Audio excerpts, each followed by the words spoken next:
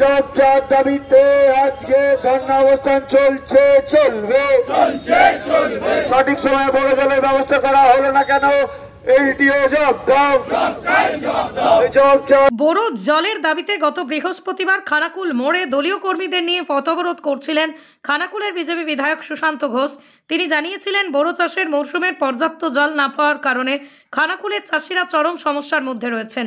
তাই অবিলম্বে যদি বড় জলের ব্যবস্থা না করা হয় তাহলে তিনি আগামী সোমবার অর্থাৎ আজ তিনি আরামবাগ মহকুমা শাসকের অফিসের সামনে ধর্নায় বসবেন। সেদিনের পথ অবরোধ থেকে যে বার্তা তিনি দিয়েছিলেন সেই কাজই করলেন বিধায়ক সুশান্ত ঘোষ। দলীয় কর্মীদের সাথে নিয়ে আরামবাগ এসডিও অফিসের গেটের সামনে রীতিমতো ধান চারা রোপণ করে তুমুল বিক্ষোভ দেখান বিধায়ক সহ বিজেপি নেতা কর্মীরা। বড় জলের দাবি সহ আরও বেশ কয়েকটি দাবির কথা জানিয়ে প্রশাসনের বিরুদ্ধে ব্যাপক ক্ষোভ প্রকাশ করেছেন বিধায়ক সুশান্ত ঘোষ। আপনারা সকলেই জানেন যে খানাকুল, আরামবাগ, গোঘাট, পুরসুরা সম্পূর্ণ বন্যা কবলিত এলাকা। এই এলাকায় যে চাষাবাদ হয়েছিল, বর্ষার সময় যে চাষাবাদ হয়েছিল সেটা সম্পূর্ণরূপে বন্যায় নষ্ট হয়ে গিয়েছে। চাষিরা এখন খেতে পর্যন্ত পাচ্ছে না। দিন আনা দিন খাওয়া মানুষগুলোর অবস্থা আরও খারাপ। তারা কঠিন সমস্যার সম্মুখে পড়েছে। আমাদের এই খানাকুল, আরামবাগের কিছু অংশ, গোঘাটের কিছু অংশ, পুরসুরার কিছু অংশ যে বড় চাষ হয়, সেই বড় চাষ সম্পূর্ণরূপে নদীর জলের ওপর নির্ভরশীল, ডিভিসির ছাড়া জলের ওপর নির্ভরশীল।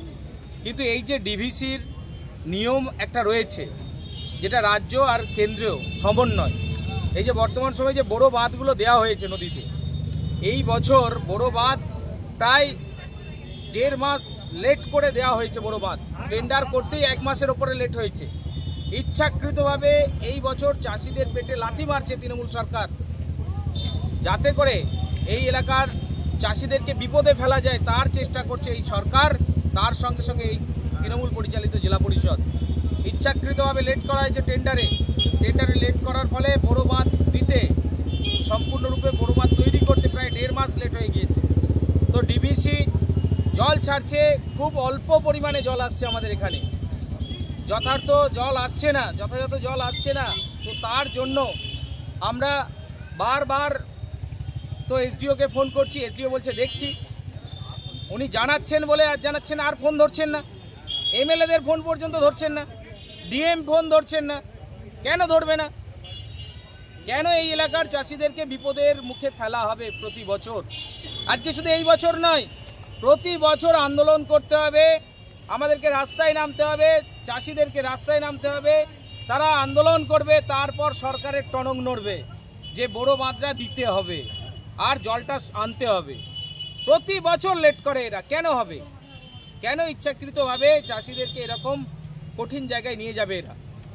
আর সেই সঙ্গে বড় জল, আমি দেখলাম কালকে মিডিয়াতে তৃণমূলের কিছু নেতা বলছে বড় জল চলে আসছে। আজ আপনারা ঘুরে দেখুন খানাকুলের 90% এলাকায় এখনো পর্যন্ত জল নেই, বড় জল নেই, অল্প পরিমাণে জল ছাড়াচ্ছে।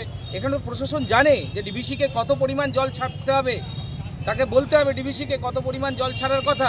বলছে না কেন? এদের কাছে কি কোনো তথ্য নেই? বিগত দিনের তো তথ্য আছে, সেই তথ্য অনুসারে কেন কাজ করছে না প্রশাসন? ইচ্ছাকৃতভাবে চাষিদেরকে যে বিপদের মুখে ফেলা হচ্ছে, তার জন্য আমরা আন্দোলনে নেমেছি। আমরা আজকে এখানে অবস্থান করছি। সেই সঙ্গে বেশ কিছু দাবি আছে। বন্যার পর রাস্তাঘাট সম্পূর্ণ ভেঙে গেছে, প্রধানমন্ত্রী সড়ক যোজনার রাস্তাগুলো সম্পূর্ণরূপে ভেঙে গিয়েছে খানাকুলের বুকে। সেই রাস্তাগুলো সারানো হচ্ছে, অল্প কিছু মাল মশলা দিয়ে সারানো হচ্ছে, কিন্তু যেখানে সারানো হচ্ছে তার 5 দিন পর আবার রাস্তাগুলো খারাপ হয়ে যাচ্ছে। অনেক রাস্তা এখনো পর্যন্ত সারানোই হয়নি, অথচ টেন্ডার হয়ে গেছে। আপনারা খোঁজ নিয়ে দেখুন, টেন্ডার হয়ে গেছে অথচ রাস্তায় কাজ হচ্ছে না। ওই টেন্ডারের টাকাও তুলে নিচ্ছে। কেন হবে এটা? এই জিনিস চলতে পারে না। সরকারি টাকা নয়ছয় হতে পারে না। আমরা জানিয়েছি, আমি বারবার ভিডিওকে জানিয়েছি, এসডিওকে ডিএমকে জানিয়েছি। ওরা যায় প্রশাসনিক বৈঠকের নাম করে মানুষকে মিথ্যা প্রতিশ্রুতি দিয়ে আসে। পুরো একদম ওপর থেকে নিচ পর্যন্ত চোরে ভর্তি, প্রত্যেকটা ডিপার্টমেন্ট চোরে ভর্তি। তার সঙ্গে ধোপাঘাট ব্রিজ বন্যার সময় ভেঙে রয়েছে, ঝুলে রয়েছে। সেই ধোপাঘাট ব্রিজটাকে আজ পর্যন্ত সারানোর কোনো ব্যবস্থা করেনি। মানুষ প্রত্যেক দিন মৃত্যুর মুখোমুখি হয়ে আছে। ওখানে যে কোনো সময় দুর্ঘটনা ঘটতে পারে। যে কোনো সময় বড় ধরনের বিপদ ঘটতে পারে, ওখানে অনেক মানুষ মারা যেতে পারে। কি করছে প্রশাসন? এদের ঘুম ভাঙাতে আসছি, যে শীত ঘুম দিচ্ছে সেই শীত ঘুম ভাঙাতে আমরা এসেছি আজকে এখানে। তো দিলীপদার অনেক কার্যক্রম আছে, আপনারা জানেন যে কালকে মোহন ভাগবতজি এসেছিলেন, তো সেই জন্য উনি অনেকগুলো প্রোগ্রামে ব্যস্ত হয়ে গেছেন।